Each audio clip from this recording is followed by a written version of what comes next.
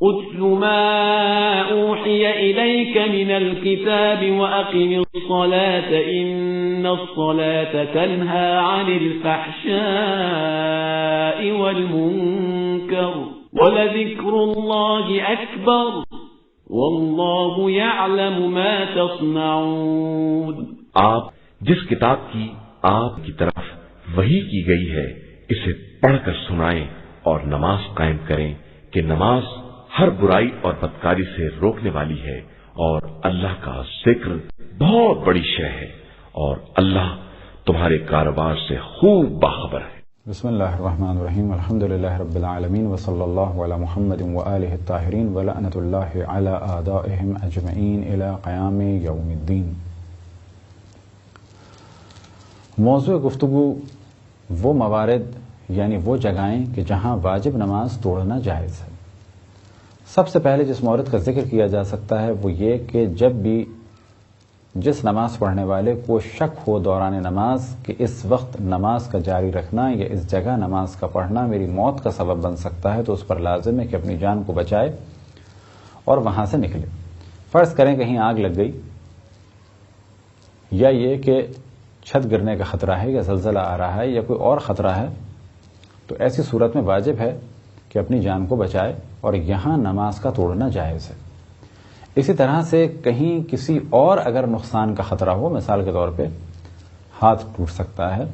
ٹانگ ٹوٹ سکتی ہے یا کسی بھی قسم کا ایک ایسا خطرہ ہو سکتا ہے کہ جو معمولاً برداشت نہیں کیا جاتا اور کوئی بھی عاقل اس خطرے کو مول نہیں لیتا تو ایسی صورت میں بھی نماز کا توڑنا جائز ہے. اسی طرح سے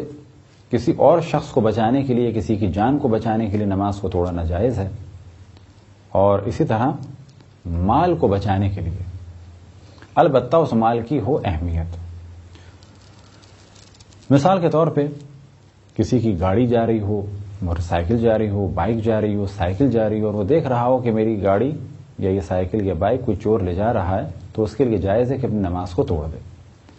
یا یہ کہ سوٹ کیس یا بریف کیس یا لیپ ٹاپ یا کوئی چیز چور چرا رہا ہے، اس کے لیے بھی نماز توڑنا جائز ہے. لیکن اگر وہ چیز بہت ہی کم اہمیت ہو، مثال کے طور پہ ایک جگہ ہمارا سامان رکھا تھا اور ہم نے دیکھا کہ سامان پر ایک بسکٹ کا پیکٹ تھا اور ایک بچہ اس بسکٹ کے پیکٹ کو لے جا رہا ہے، یا یہ کہ ایک چور ہے جو اس بسکٹ کے پیکٹ کو لے جا رہا ہے. یہ بسکٹ کا پیکٹ اہم بھی ہو سکتا ہے بہت زیادہ کہ جس کے لیے نماز توڑنا جائز ہو جائے،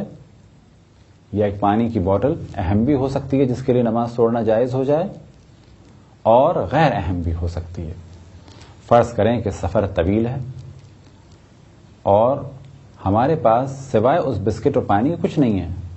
تو یہاں پر اس پانی کی اہمیت واضح ہو گئی، لہٰذا اس پانی کو بچانے کے لیے، بسکٹ کو بچانے کے لیے نماز توڑ سکتے ہیں. لیکن ایک معمولی سا بسکٹ کا پیکٹ ہے، اس وقت ہمارے لیے اس کی حیثیت نہیں ہے، 2-4 روپے 10 روپے کا پیکٹ ہے، اگر کوئی بچہ لے جا رہا ہے ہم خرید بھی سکتے ہیں، نہ قحط ہے، نہ کھانے کی چیز کا پرابلم ہے اور نہ ہی ہمارے لیے پیسے کا پرابلم ہے. کیونکہ یہ بھی ممکن ہے کہ بسکٹ تو 10 روپے کا ہے لیکن ہمارے پاس پیسے نہیں ہیں، اور اگر ہم نے اس بسکٹ کو نہیں اس وقت بچایا چور سے تو ممکن ہے کہ رات تک ہمیں کچھ کھانے کے لیے نہ ملے، تو 10 روپے کا بسکٹ ہمارے لیے ممکن ہے بہت زیادہ اہمیت والا ہو تو پھر نماز توڑ سکتے ہیں. لیکن اگر کوئی اہمیت ہی اس کی نہیں ہے، نہ کھانے پینے کی چیز کی کمی ہے، نہ پیسے کی کمی ہے، اور ایک معمولی سی چیز ہے کہ عام طور پر اس کو نقصان تصور نہیں کیا جاتا، تو ایسی صورت میں نماز توڑنا جائز نہیں ہوگا. اسی طرح سے اگر ہمارے والیٹ میں بے شک پیسے نہیں ہیں، آئیڈینٹی کارڈ ہے، ایک بیگ ہے، اس میں بے شک کوئی جویلری یا پیسے نہ ہوں لیکن ہمارا پاسپورٹ ہے، یہ قابل اہمیت یہ چیزیں اہمیت کے قابل ہیں اور ان کے لیے بھی نماز کو توڑا جا سکتا ہے. بس جب بھی کہا جائے ہر اس کام کے لیے نماز کو توڑا جا سکتا ہے کہ جو نمازی کے لیے اہمیت رکھتا ہو، لیکن اہمیت کیسی کہ جس کو عقلا یعنی جنرل پبلک یہ کہے کہ واقعی یہ چیز تو اہم تھی، اس کو بچانا ضروری تھا یا اس نقصان سے بچنا ضروری تھا. لیکن اگر وہ چیز انتہائی معمولی ہو تو اس صورت میں نماز توڑنا جائز نہیں ہے. اور ہم نے ایک بسکٹ کی مثال سے واضح کر دیا کہ بعض دفعہ بسکٹ بہت اہمیت کا حامل ہو سکتا ہے، ایک 10 روپے کا پیکٹ، اور بعض دفعہ بالکل اہمیت کا حامل نہیں ہے، اور بعض دفعہ اس کی اہمیت دوسروں کے لیے نہیں ہے لیکن ہمارے لیے ہے، کیونکہ ہمارے پاس بالکل بھی کھانے کے لیے کچھ بھی نہیں ہے۔ اسی طرح سے اگر کبھی کوئی قرض خواہ یعنی کسی سے ہم نے قرض لیا، وہ اپنا قرض مانگنے آ رہا ہے اور ہم نماز پڑھ رہے ہیں، وہ کہتا ہے کہ میری گاڑی کھڑی ہے، میں 1 منٹ بھی نہیں رک سکتا، تو ایسی صورت میں نماز کا توڑنا واجب ہے۔ لیکن معمولاً یعنی عام زندگی میں 4 رکعت نماز کے برابر وقت کسی کو اتنا لیٹ نہیں کرتا، بس اگر کوئی لیٹ نہیں ہو رہا اس کے لیے، اس کا کام کوئی ڈسٹرب نہیں ہو رہا، تو ایسی صورت میں تو نماز توڑنا جائز نہیں ہوگا۔ لیکن ہاں اگر وہ جلدی کر رہا ہے اور وہ اس پہ راضی ہے کہ 1-2 منٹ لگ جائیں، تو ہم اپنی نماز کو مختصر کریں یعنی مستحبات کو ترک کریں۔ نماز توڑنے کے موارد میں سے ایک مورد یہ ہے کہ اگر مسجد نجس ہو جائے، تو یہاں پر 2 صورتیں، اگر ہم دوران نماز مسجد کو پاک کر سکتے ہیں تو پاک کریں۔ کیا یہ ممکن ہے کہ دوران نماز مسجد کو پاک کر سکیں؟ ممکن ہے، اگر ممکن ہے تو کر سکتے ہیں۔ مثال کے طور پہ ہم ایک ایسی جگہ کھڑے ہیں کہ جہاں پر پائپ لگا ہوا ہے اور یہ مسجد کا حصہ ہے، یہ حصہ نجس ہو گیا، ہمیں صرف اتنا کرنا ہے کہ ٹیپ کو کھولنا ہے اور اس طرح سے نجاست کو اس جانب گرا دینا ہے۔ یہ مسجد کا کونا ہے، یہاں نل لگا ہے، ہم مسجد کے صحن میں نماز پڑھ رہے ہیں، یہ جگہ نجس ہو گئی، ہم نے پانی کے پریشر سے نجاست کو ہٹا دیا۔ اگر دوران نماز یہ عمل ممکن ہے تو نماز کو توڑنا جائز نہیں ہے۔ یا یہ کہ پاک کرنا ہمارے اختیار میں نہیں ہے اور دوران نماز ہم پاک بھی نہیں کر سکتے، لیکن اتنا کر سکتے ہیں کہ انفارم کر دیں، یعنی میں جاؤں گا آفس تک تو بھی اتنا ہی ٹائم لگے گا، اور سامنے ایک شخص سے ہم نے کہہ دیا اشارہ کر کے کہ یہاں پر خون ہے، یہ بھی آفس جائے گا اور وہاں کی انتظامیہ کو بتائے گا اور وہ پاک کر دیں گے۔ یا یہ کہ ہم نے دیکھا کسی بچے کا پیمپر لیک ہو گیا اور مسجد میں نشان پڑ گیا، میں جاؤں گا تو بھی اتنا ٹائم لگے گا، اور جس کا بچہ تھا اس کو ہم نے بتا دیا یا اشارے سے اپنے دوست سے بتا دیا، اشارہ کیا، وہ سمجھ گیا کہ ہاں یہ جگہ نجس ہو گئی ہے اور وہ چلا گیا بتانے کے لیے، تو ایسی صورت میں بھی واجب نہیں ہے، کیونکہ پاک ہم نہیں کریں گے، وہاں کی انتظامیہ کرے گی اور ہمارا کام انہیں انفارم کرنا تھا وہ ہم نے کر دیا۔ لیکن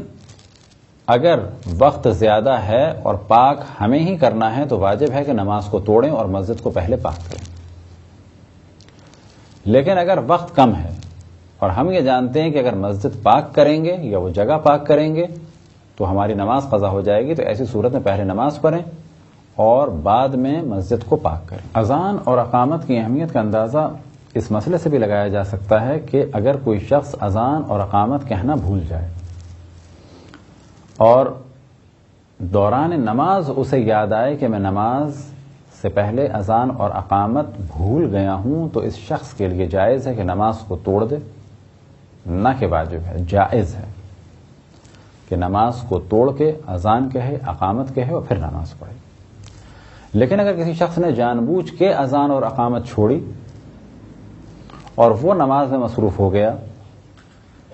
اب یہ چاہے کہ میں اذان اور اقامت کہوں تو اس کے لیے یہ حکم نہیں ہے،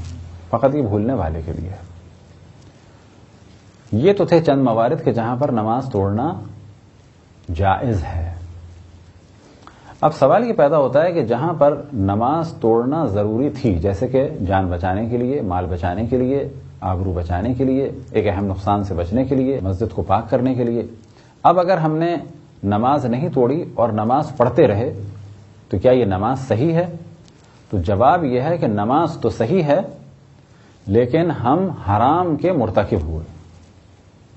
کس طرح حرام کے مرتکب ہوئے؟ کہ ہم پر واجب تھا کہ اس کام کو یعنی نماز کو ترک کریں اور اس کام کو انجام دیں، یعنی ہم پر واجب تھا کہ چھت گرنے کا امکان ہے، ہم اس کمرے سے باہر نکلیں، لیکن ہم نہیں نکلے اور چھت نہیں گری، تو کیا نماز صحیح ہے؟ نماز بالکل صحیح ہے، لیکن ہم نے حرام کام کیا۔ کیا حرام کام کیا؟ کہ جب چھت گرنے کا امکان تھا تو ہم پر واجب تھا کہ فوراً باہر نکلیں۔ خداوند تبارک و تعالیٰ سے دعا ہے کہ بحق محمد وآل محمد ہمیں اپنی اپنے رسول اپنی حجتوں خصوصاً امام زمان علیہ الصلوۃ والسلام کی معرفت اور اطاعت کی توفیق عطا فرمائے۔ وصلی اللہ علی محمد وآلہ الطاہرین۔